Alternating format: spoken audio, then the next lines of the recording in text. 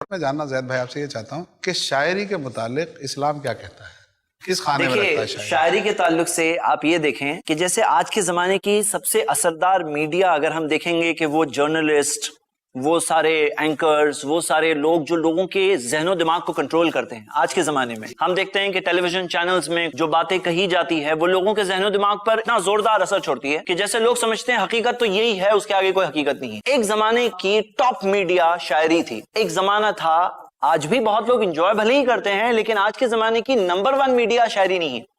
ابھی اپریل 2015 کی بات ہے، واشنگٹن پوسٹ نے ایک آرٹیکل کیری کیا تھا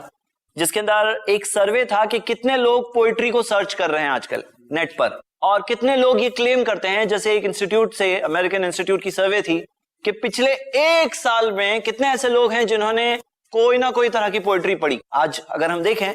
تو اس میں وہ یہ بتاتے ہیں کہ 1992 میں جہاں 16% لوگوں نے ہاں کہا تھا کہ ہم نے سال میں ایک بار تو پڑھی ہے، اور 2015 میں آتے آتے ابھی تقریباً 6% لوگ کہہ رہے ہیں کہ ہم نے سال میں ایک بار پڑھی ہے۔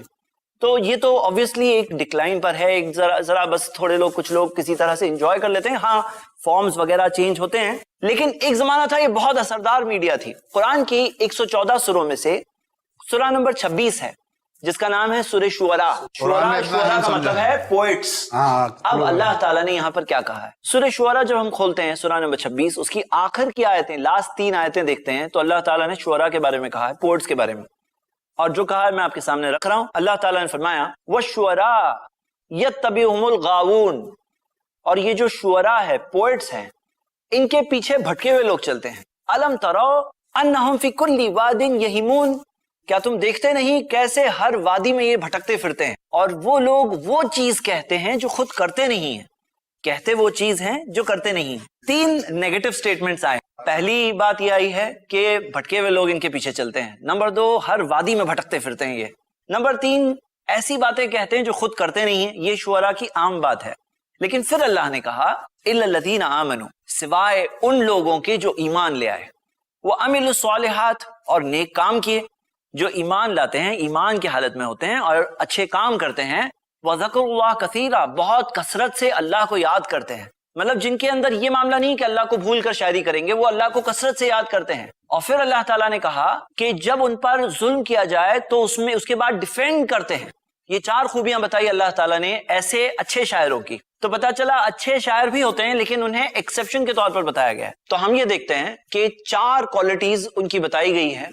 اس میں جو چوتھی کوالٹی ہے اس میں ایک اشارہ ہے، وَانْتَصَرُوا مِن بَعْدِ مَا ظُلِمُوا، یہ وہ لوگ ہوتے ہیں جو اچھے لوگوں کی خوبی ہے کہ اس کے بعد کہ ظلم کیا جائے وہ مدد کرتے ہیں۔ مطلب یہاں کیا معاملہ ہے؟ ہم دیکھتے ہیں کہ محمد صلی اللہ علیہ وسلم کو اللہ تعالیٰ نے چنا، جس طرح سے سارے انبیاء کو چنا تھا، سارے رسولوں کو چنا تھا۔ پہلے رسول نہیں تھے، انسانوں کو صحیح راستہ بتانے، مارگ درشن کرنے، صحیح رہنمائی کے لیے اللہ تعالیٰ نے نبیوں اور رسولوں کو چنا، آخری نبی محمد صلی اللہ علیہ وسلم کو چنا۔ اب مکہ کے جو مشرک تھے انہوں نے ان پر اٹیک کرنے کے لیے اپنے شاعروں کو یوز کیا، ان کا مذاق اڑا کر، ان کی نبوت کا مذاق اڑا کر، ان کی پرسنالٹی کا مذاق اڑا کر، ان کے میسج کو انڈرمائن کرنے کی کوشش کر رہے تھے، کم بتانے کی کوشش کر رہے تھے۔ تو اللہ تعالیٰ نے کلام اللہ کو بھی شاعری کہنے لگے تھے لوگ۔ تو ہم یہ دیکھتے ہیں کہ اللہ تعالیٰ نے یہاں پر جو کہا وَانْتَصَرُوا مِن بَعْدِ مَا ظُلِمُوا، یہ ظلم جو کیا جا رہا ہے اس کے بعد وہ لوگ جو مدد کرتے ہیں، تو یہاں پہ اس چیز میں مدد میں آنے کا ایک اشارہ تھا۔ ہم دیکھتے ہیں کہ یہ آیت تو مکہ میں نازل ہو چکی تھی، اللہ کے رسول محمد صلی اللہ علیہ وسلم نے حسان بن ثابت رضی اللہ عنہ سے کہا ان کی شاعری کا جواب دو، فٹنگ ریپلائز دو، جبریل تمہارے ساتھ ہے، صحیح بخاری کی حدیث ہے۔ یعنی کہ ہم دیکھتے ہیں کہ وہ اچھا شاعر جو ایک صحیح بات، سچی بات ڈیفینڈ کرنے کے لیے جب کھڑا ہوتا ہے تو اس کا یہاں تک کا معاملہ ہو سکتا ہے کہ جبریل اس کے ساتھ ہے۔ اور مسند احمد کی صحیح حدیث ہے جس میں آتا ہے کہ اللہ کے رسول صلی اللہ علیہ وسلم نے کہا کہ جب آپ ان کی باتوں کا جواب دے رہے تھے حسان بن ثابت کے بارے میں، تو ایسا تھا جیسے کہ انہیں تیر لگ رہے ہیں، ویسے انہیں تیر لگ رہے تھے، یعنی کہ وہ جو غلط اٹیک تھا اس کا جواب تھا۔ تو ہم یہ دیکھتے ہیں کہ یہ شاعری اچھی شاعری کا معاملہ ہے، اور غلط ہو جائے شاعری تو انسان کو نہیں، سماج کو نہیں، دنیا میں بربادی پھیلانے والے ذریعوں میں سے، ڈیلیوژن پھیلانے والے ذریعوں میں سے ایک بہت بڑا ذریعہ شاعری بھی ہے۔ بے شک۔ ناظرین میں آپ کو بتا دوں کہ زمانہ جاہلیت میں، پری اسلامک ایرا میں، عام طور پہ شاعروں کو بڑا عروج حاصل تھا، اور جو اچھا شعر یا اچھا قطعہ یا اچھی لائنیں ہوتی تھیں انہیں لکھ کر خانہ کعبہ پہ ٹانگ دیا جاتا تھا، تب تک کے لیے جب تک کہ اس سے اچھا کوئی دوسرا